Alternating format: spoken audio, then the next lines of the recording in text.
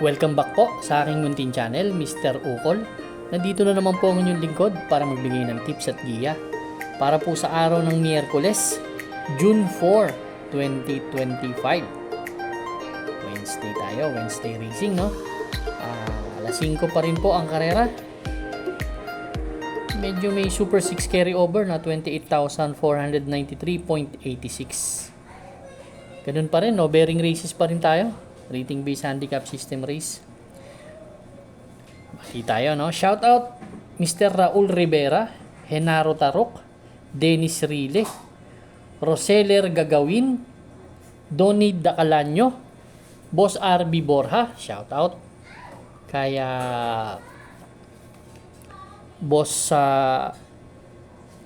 Ole Tanyada, Boss Chris Garcia dyan sa Dangay OTB.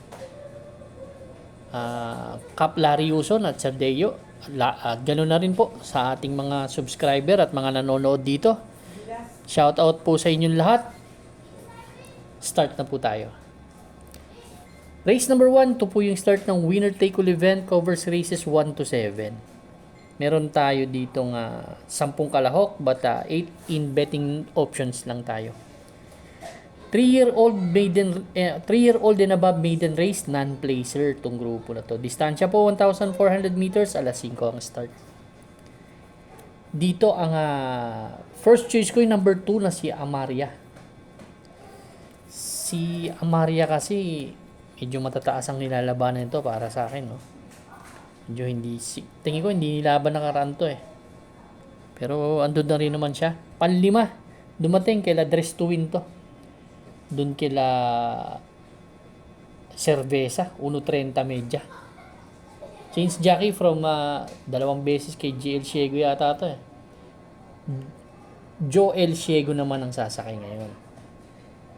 Meron pa yan tempo na 1.30 rin. Yun ang mga ano nito eh, ang average nito. Last May 4, pangapat dumating to kila Sweet Damani. Yan po ang aking first choice. Si Amaria. Yan. Ang second choice ko po, yung number 7 na si Marvin's Fried. Kaka-barrier lang nito, no? Nagtala ng 1.16 medya. 116 na fraction. Dati rin na rin naman kabayo to. Medyo galing lang sa bakasyon pero ang ganda nung nung pagbalik, ganda ng prueba kaya gusto ko rin. Race number 1 po, kung may mga krusonada kayo, dagdag lang tayo. Pero ako, ang first choice, entry number 2, Amaria. Second choice, number 7, Marvin's Fried. Good luck po. Race number 2 na po tayo, bayang karerista. Pick 6 event, covers races 2 to 7. Meron tayo dito nga 8 kalahok, distansya.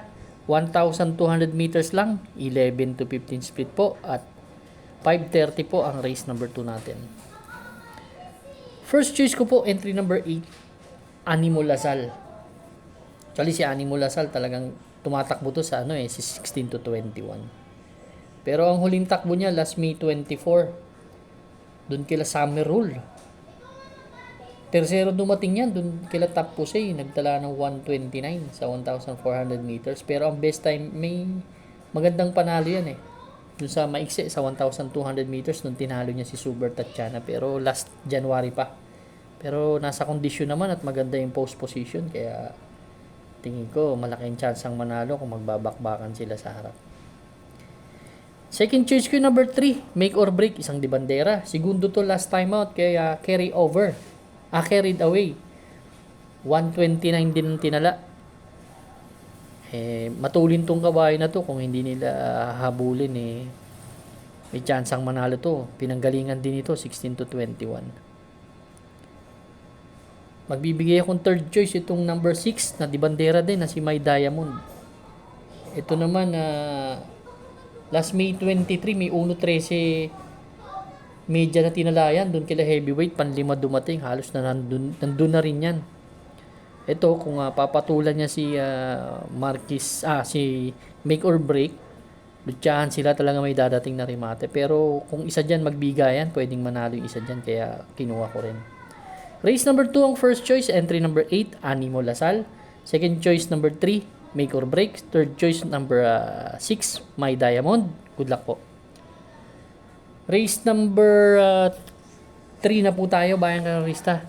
Pick 5 event covers races 3 to 7. 8 kalahok tayo dito. Distance 1,200 meters ulit. 6 to 10 split naman tong grupo na to. At alas 6 ang race number 3 natin. First choice ko number 3 na si 14 de Oktubre.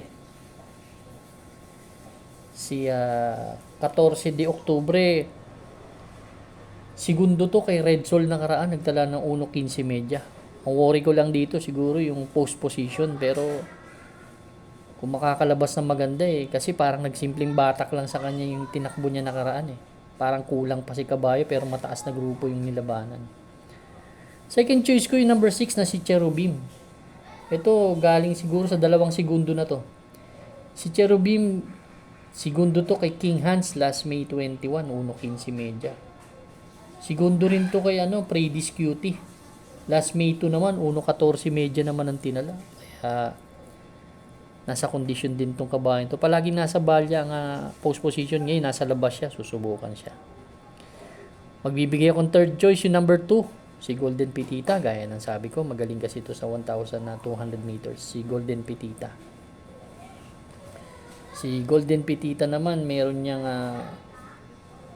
nung nanalo yan, may 1.14 din yan 114 in a fraction nung tinalo niyan si Minimal Invasive last May 16.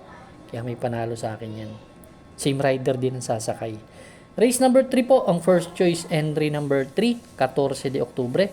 Second choice number 6, Cherubim. Third choice number 2, Golden Petita. Good luck po. Race number 4 na po tayo, Bayang Karista. Race number 4, pick 4 event. Covers races 4 to 7. Another 8 entries, another 1,200 meters. This time, 16 to 21 split naman ang tatakbo. At ang start time po is 6:30 PM.